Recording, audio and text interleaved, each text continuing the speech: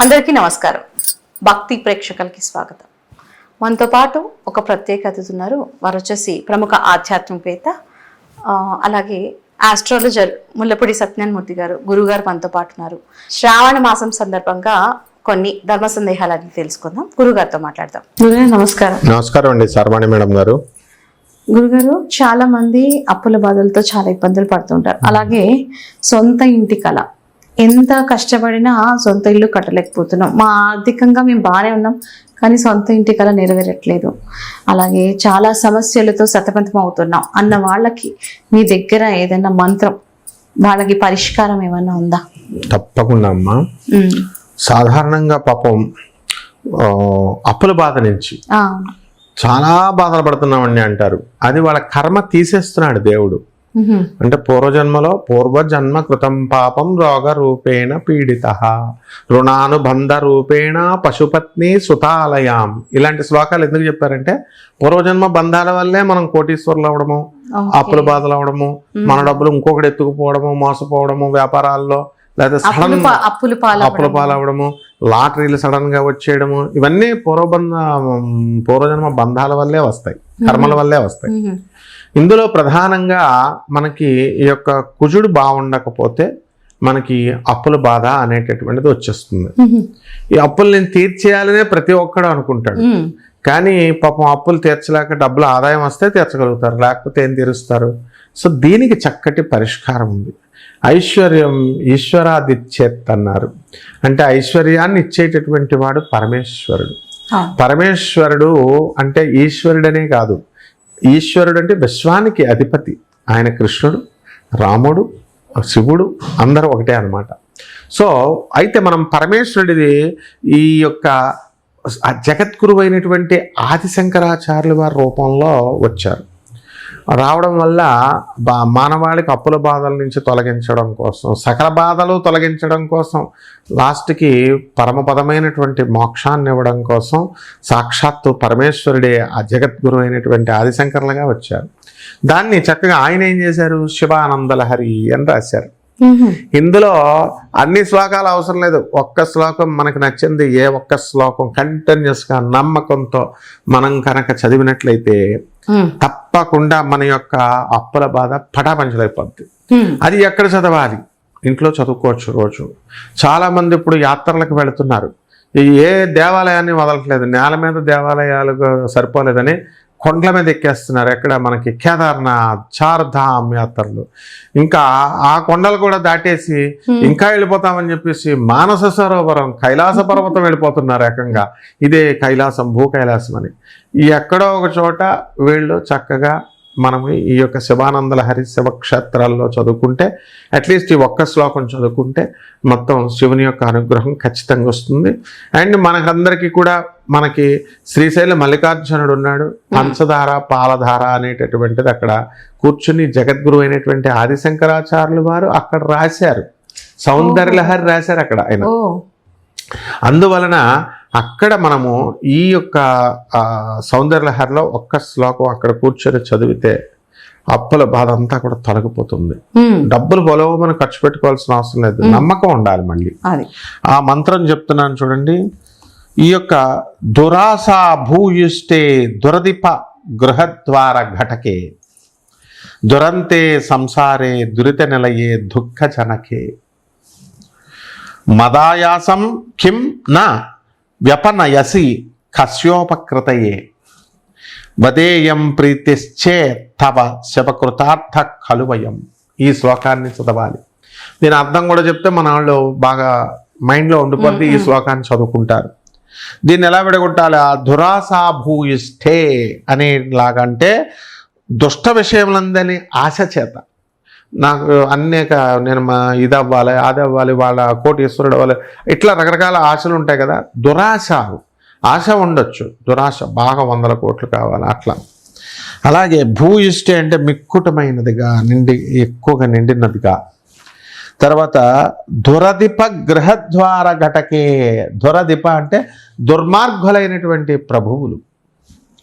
గృహద్వార అంటే భవన ద్వారాల యందు ఘటకే అంటే చేర్చున్నది. ఇలా మనం విడగొట్టుకుంటున్నట్లయితే దీని అర్థం ఏమిటి వస్తుందంటే, ఓ శివ శంకర, దురాశతో నిండింది, దుష్టులైనటువంటి ప్రభువుల ద్వారాలందు నిలబడేటట్లు చేసేది, అసౌఖ్యకరమైనటువంటిది, అంతము లేనిది, పాపాలకు నిలయమైనది, దుఃఖాల్ని కలిగించేది సంసారం. మనకి ఈ యొక్క సంసారంలో పడి ఉన్నటువంటి నా కష్టాన్ని నువ్వు ఎందుకు తొలగించట్లేదయ్యా బాబు?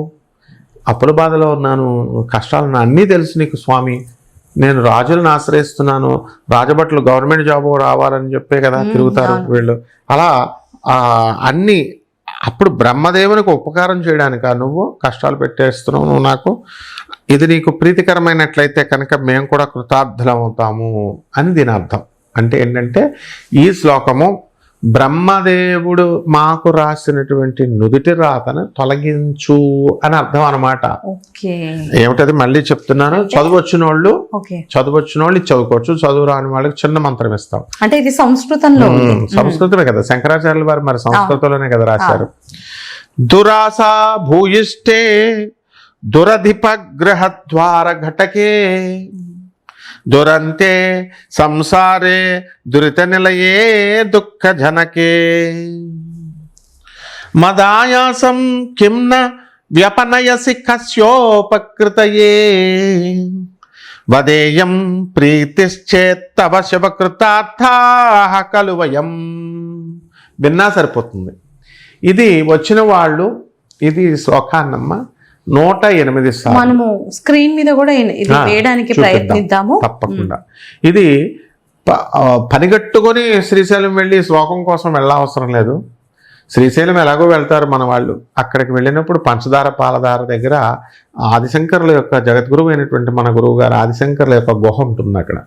అక్కడ కూర్చొని ఆ బయట అంతా ఖాళీ ప్లేసే, అక్కడ కూర్చొని చక్కగా ఈ శ్లోకాన్ని చదివితే అప్పుల బాధ తొలగిపోతుంది, అందులో డౌట్ లేదు. తర్వాత రానటువంటి వాళ్ళు ఏమిటండి అని అంటే వాళ్ళ కోసం కూడా ఉందన్నమాట. వాళ్ళ కోసం చక్కగా ఆ మంత్రం సిద్ధవడం కోసం మనకి పరమేశ్వరుని యొక్క మంత్రము చక్కగా మనకి ఇవ్వబడింది.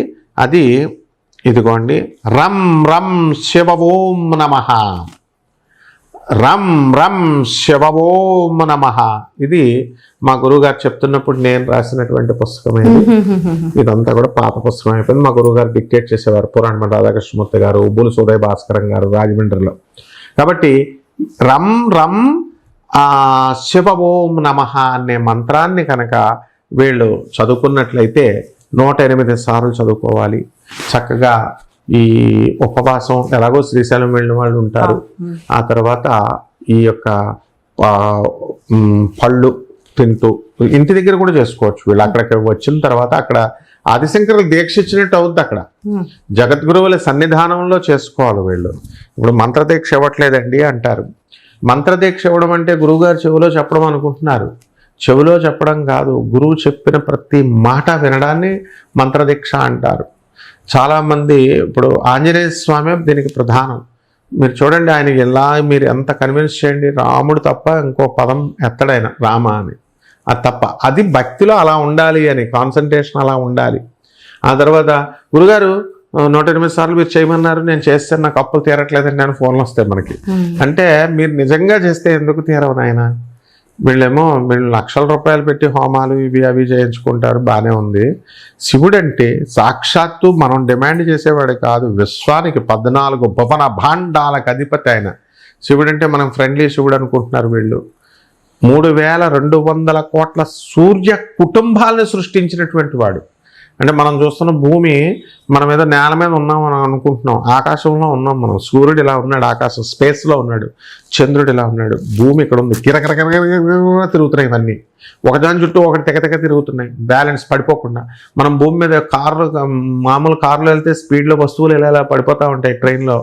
అలాంటిది భూమి మీద మనం ఉన్నాం, నీళ్లు ఉన్నాయి, ఎన్నున్నాయి, చెట్లు ఉన్నాయి, ఏం పడవు, గిరగరా తిరుగుతున్నాయి. అంటే అంత సృష్టి. మళ్ళీ ఆ దేవుణ్ణి, ఆ శివుడిని తత్వాన్ని అర్థం చేసుకుంటే వాళ్ళు సక్సెస్ అవుద్దా మంత్రం. ఒక్క ప్రాణం పోయడమే కష్టం. అలాంటిది గడ్డి చూసుకోండి, ప్రతి గడ్డి చెట్టుకి ఒక ప్రాణం ఉంటుంది. ఎన్ని గడ్డలు ఉన్నాయి ఇంత చిన్న ప్లేస్లో? అంత పెద్ద ల్యాండ్ మీద అన్ని గడ్డలు సృష్టించాడు, ఎన్ని చీమలు సృష్టించాడు. మళ్ళీ మనిషి మనం ఎదురుకుండగా కూర్చుంటాం. ఇప్పుడు మీరు ఏదో ఒక విషయం గురించి ఆలోచిస్తూ ఉంటారు, మర్చిపోయారు మీరు. గురుగారు ఆగండి, నేను ఒక టెంపుల్ గురించి అడుగుదాం అనుకుంటున్నాను, నేను మర్చిపోయాను, ఉండండి అంటారు. రైట్ అమ్మా, ఆలోచించు అంటాం. మీరు గుర్తు తెచ్చుకుంటా ఉంటారు. మీరు గుర్తు తెచ్చుకున్నప్పుడు నేను ఎదురుకుండగానే ఉన్నాను. మీరు ఏం ఆలోచిస్తున్నారు నాకు తెలియదు. చూడండి, మీ జ్ఞాపక శక్తి ప్రాసెస్లో మీరు వెళ్తున్నారు. ఇందాక ఇది అడిగాను, ఇందాక క్వశ్చన్ అడిగాను, ఇలా అంటే మన మైండ్ని, అంత అద్భుతమైన మైండ్స్ని, ఎన్ని వేల మైండ్స్ని సృష్టించాడు, ఇలా కోట్ల మైండ్స్ని. అసలు దేవుడి శక్తిని ఎవరు అందుకే అంచనా వేయలేరు అన్నారు. అటువంటి దేవుణ్ణి సింపుల్గా శివుడు, ఇదిగో ఏముందిలే, శివుడు ఒక చంద్రుడు పెట్టుకున్నాడు, ఇగో ముఖం ఉంది, ఇగో పావును మెడలో వేసుకున్నాడు, ఏదో మనం మనిషిలాగా మనం అనుకొని ఈ స్వీట్ తిను, ఈ ద్రాక్ష పండు తిను, ఇగో మా శివహి నాకు వచ్చేస్తున్నాడు, శివహి నాతో మాట్లాడేస్తున్నాడు, నేను మాట్లాడేస్తున్నాను, ఇట్లా అంటున్నారు. అలా కాదు, భగవత్ తత్వం అర్థం చేసుకోవాలి.